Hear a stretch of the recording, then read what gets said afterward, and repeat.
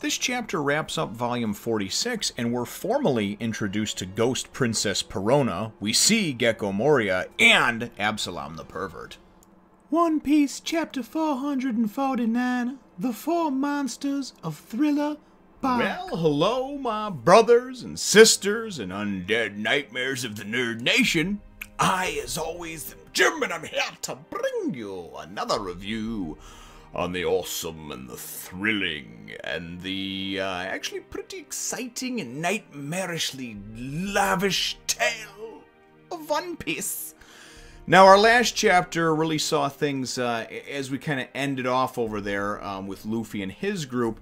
They came upon this this old guy with some severe injuries that told them that basically the master of this island, the one that's after them, is going to be none other than the one of the seven warlords of the sea, the Shichibukai Gecko Moria, and that is how things left off. Things wind up picking up right there, and again, like I said in the last chapter review, I like how it's weaving together the two different groups, but it's not flip-flopping back and forth so much that it's hard to keep track of what's going on, which I think is kind of nice, and it makes it, it gives it just sort of, it really gives it a feel, like an episodic feel, as if you're watching a movie or a cartoon. You're seeing that kind of story progression and character progression as it goes from one group to the next, back to the other group, but in bigger chunks. So, anyways, that's how things left off, like I said, and of course things pick up right there. And this old fella is basically like, you know, it gives him the sob story, you know, I just want to see the sun again, because when your shadow is stolen, we found out from Brook, obviously, that, and that's why he couldn't sail out with them immediately, once they're out of that Florian Triangle,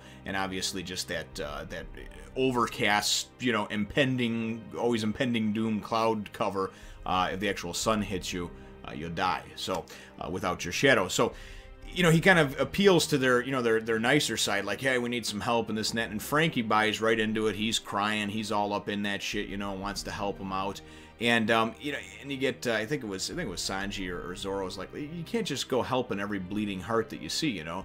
And I like Luffy though. Luffy's just like, all right, well, we already said we were gonna go beat that guy up because he took Brook's shadow. And, you know, Luffy, of course, wants him to join his crew. And he's like, so, you know, maybe we'll be able to help you along the way. And there's like, I just thought it was funny. Again, the comedy that's interjected in here is great. The main point, I guess, to this chapter is because then we're taken back into Dr. Hogback's mansion, and we wind up seeing, you know, of course, our other group, and that's the Scaredy Cats, as I like to call them, you know, the kind of Scooby and Shaggy part of the group, which is Chopper and Nami and Usopp. They wind up actually finding Dr. Hogback's laboratory, and as they're kind of peeking in on there, they see what appears to be like a Frankenstein-like zombie.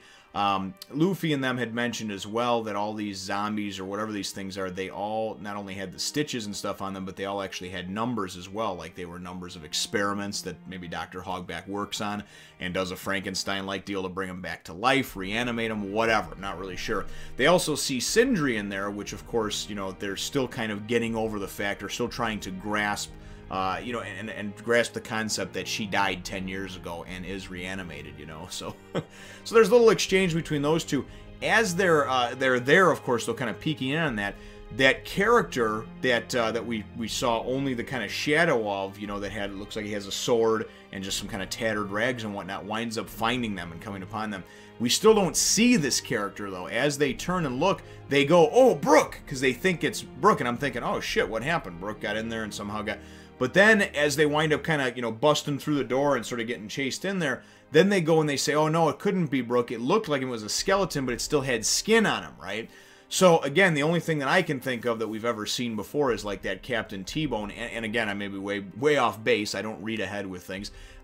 So, you know, it is what it is, but I'm just trying to think of somebody that fits this description and carries a sword. And T-Bone's the only one that's ever been introduced, so that would be kind of an interesting thing if he wound up popping back up. However, I have a feeling that it's probably not him, it's probably somebody else. So, but really the main point of this chapter, though, is going and then finding the minions that work for Moria, and they're going to go on this midnight hunt. When the clock strikes midnight, they're going to go on this hunt. And this whole chapter is kind of just introducing and revealing those characters that we've heard of before, right?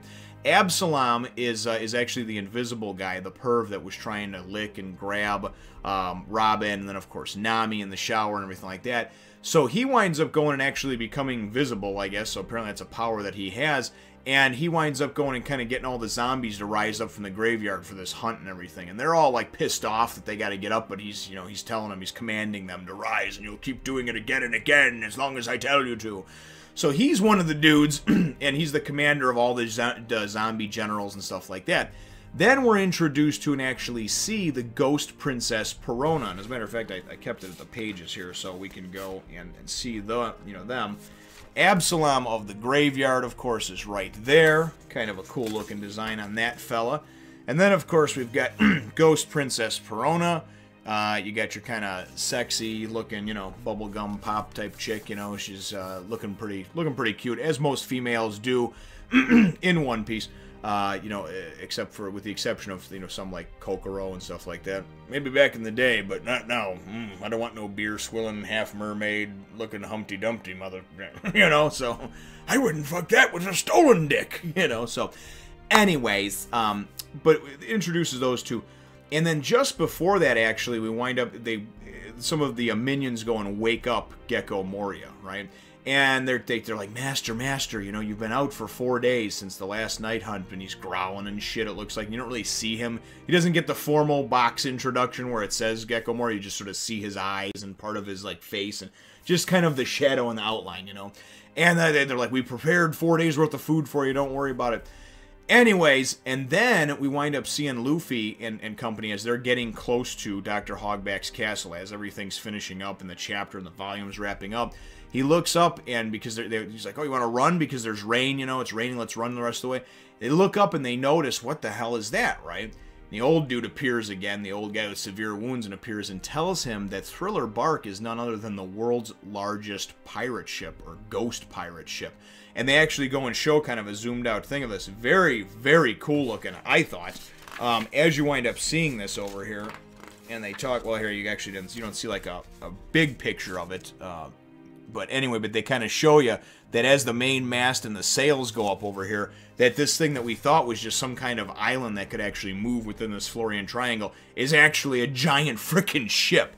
So that was kind of the big reveal. That, of course, in seeing a couple of these characters that had only been mentioned, Absalom and Perona, and then Moria we haven't really seen yet, but, you know, whatever. So, very, very cool stuff. And then as the chapter winds up ending off and the volume comes to a close, we get the whole kind of, you know, we get to see sort of the four faces of them over there. And then at the end of it, we kind of get the, you know, okay, let's go into the ghost house, as we see Luffy and company, the beasts, kind of coming upon Dr. Hogback's mansion. So, very cool stuff. And I gotta say that so far, you know, about a full volume into this particular arc, and again, I'm not sure how long it is. I thought it was about 40-ish, 50-ish chapters, maybe something like that.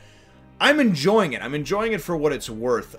You know, when Long Ring, Long Land, when I first started it, I kind of took it with the same tone as the rest of One Piece that I'd been doing and reviewing, and I looked at it as, like, in too serious, under too serious of a microscope, I guess you would say. Whereas with this, now having been through Long Ring, Long Land, and actually wound up enjoying it very much, and in the anime, even though it was longer, I enjoyed it as well, so did my family. Getting through a volume of this, I thought it's very cool. It's very atmospheric. It's very moody. It does have a very Tim Burton-esque type feel to it. It just sort of seems like this twisted sort of Alice in Wonderland, you know, Nightmare Before Christmas, a lot of Scooby-Doo type elements, a lot of throwbacks to real cool American pop culture and iconic movies and cartoons and things like that. So I really enjoy it, and I'm really, really, truly just loving it so far. So my chapter question for you, though, brothers and sisters, is, you know, ultimately, what are your thoughts so far on Thriller Bark? I know that I did ask several chapters back what your thoughts were on the actual backdrop of Thriller Bark, you know, the actual kind of ambiance and the sort of feel of it. But what are your thoughts overall? And try to keep it spoiler-free if you can, but certainly many of you have been through and completed the entirety of it, and it seems to be one of those that's either very loved or very hated, so I just want to know where you stand on Thriller Bark. Is it enjoyable for you? Is it in your top 5 arcs, top 10? Let me know what your answer is in the comments down below. Feel free to hit the thumbs up, the like button if you should think that I deserve it, and subscribe if you haven't done so already. We will look forward to catching all of you in the next Fun Nation. So, I am here because of you. Thank you from the bottom of my heart for watching.